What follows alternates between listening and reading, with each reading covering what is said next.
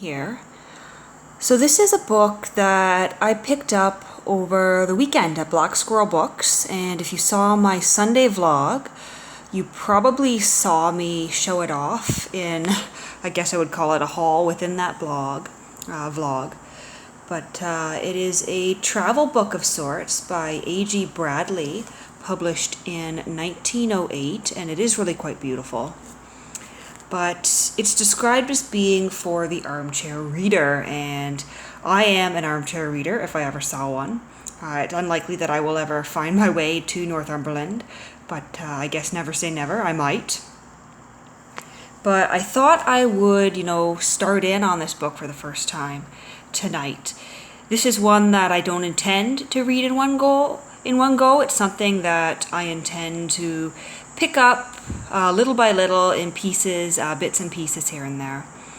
But I thought it might be nice if I started in on the first chapter and perhaps read a bit to you because I am in a reading aloud mood, I guess. So I've got a loose page in the front here. Table of contents has tried to go AWOL, but we'll just hold on to that. And here we have The Romance of Northumberland, Chapter 1, Introductory. Almost every Southron who enters Northumberland does so by way of the lofty bridge at Newcastle, which carries the North-Eastern Railway across the Tyne.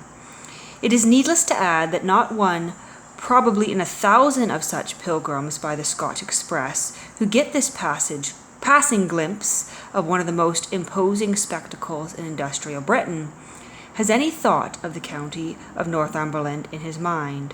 No Southerners to speak of ever contemplate it as a scene of a holiday, and the experience of a summer and autumn spent in various portions of its delectable highlands and striking sea-coast enables me to say this much with tolerable confidence.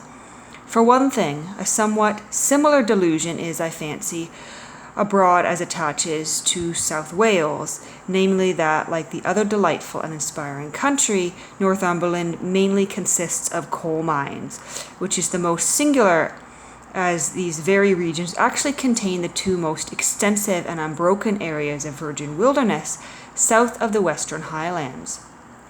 Now, Durham is in very truth deplorably besmirched, though at the head of the Tees and the Wear it still retains some noble heathland solitudes. But when Durham joins Northumberland, where Gateshead, Jarrow, and South Shields look across the deep and narrow Tyne to Newcastle and its tributary towns, there is an industrial orge indeed, not merely of coal, but of the innumerable enterprises its presence stimulates, and all of the most resounding kind. You have not only here the energy of the north, but of a north that faces the rasping breezes of the German Ocean, and is thereby encouraged, no doubt, to that process of selection known as the survival of the fittest. From the lofty bridge over which this train makes cautious way, the Briton's heart should glow as his eye rests on the deep, murky river, crowded with shipping, and its sloping shores densely packed with the joyless marts of commerce and the belching chimneys of industry. Yet this, after all, gives but a faint idea of the energy of Newcastle, compared with the spectacle unfolded to any enterprising soul who has a mind to board one of the many little steamers that ply hence down the river to Tynemouth. It is only a 6 or 8 mile voyage, but from the frequent stoppages on either side, takes nearly 2 hours in the accomplishment.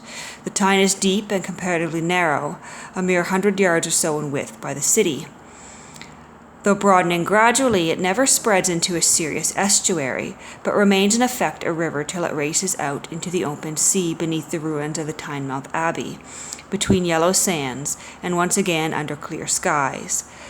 But in the meantime, the ear will have been continuously assailed by the deafening clangor of shipyards, the eye confused by miles of aerial scaffolding, and the huge hulks of vessels, or rather the hulks of huge vessels, in all shapes and stages of construction enclosed therein. of busy, murky collieries and their dingy wharves and fleets of lighters, of ocean craft of every size and every nation of the water, on the water, some battered by 1,000 storms, some that have never yet touched the open sea and are still in the hands of carpenters and painters. But I have no concern here with these smoky scenes of turmoil, nor with the aspects of Newcastle, residential or industrial. Hidden away in corners among all this rampant modernity are little fragments of masonry that still speak of the ancient life of the city. So there are, no doubt, in Manchester and Liverpool and Birmingham, but none of these places had a tithe of the strategic importance in olden days that can be boasted of by their busy rival in the north. One solitary and conspicuous relic of feudal times even yet survives in the very heart and front of Newcastle. For this fortress, partially restored to be sure, which William Rufus raised here upon the Tyne, the actual German shore from which the city grew, still lifts its smoke-grimmed battlements amid the roar of street and railroad traffic. Dwarfed and mocked by the overpowering erections of modern commerce, and indeed itself of no great dimensions for its character, a more pathetically situated remnant of Norman chivalry I never beheld. One finds medieval castles in queer company often enough, but I know of none so entirely overwhelmed by rampant modernity as this besmirched but proud and massive little keep. So it's quite a descriptive book, which I expected, as it is a travel book of sorts. So it seems very much to be every sensory experience that the author perhaps experienced or has experienced at one time or another in this geographical area. And I have to say I quite enjoyed what I read, and I hope that you enjoyed it as well.